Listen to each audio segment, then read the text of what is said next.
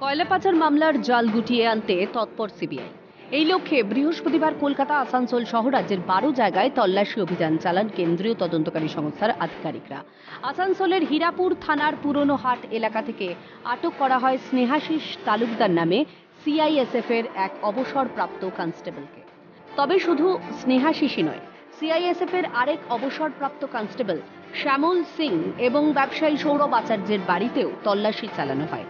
কেন্দ্রীয় তদন্তকারী সংস্থার দাবি, সিআইএসএফ এর এই দুই অবসরপ্রাপ্ত কনস্টেবল অনুপ মাঝির সঙ্গে সরাসরিভাবে যুক্ত ছিল।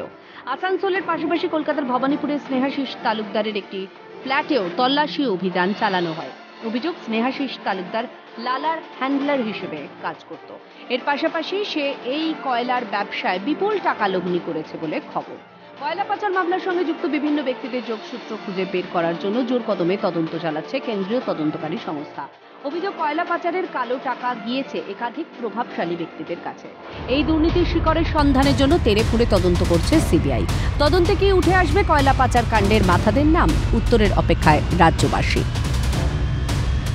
দেখলাম সিবিআই আধিকারিকরা তারা ভবানীপুরের আরো দুটি ঠিকানায় তারা সেখানে পৌঁছালেন এবং সেখানে স্নেহাশিস তালুকদার নামে আরো এক ব্যক্তির ফ্ল্যাটে তারা প্রবেশ করলেন। এই স্নেহাশিস তালুকদার অনুপ মাঝি ওরফে লালার ঘনিষ্ঠ এবং অনুপ মাঝির হয়েই মূলত টাকা বিভিন্ন জায়গায় পৌঁছে দেওয়ার যে কাজ, অর্থাৎ হ্যান্ডেলারের যে কাজ, সেই কাজ তিনি করতেন।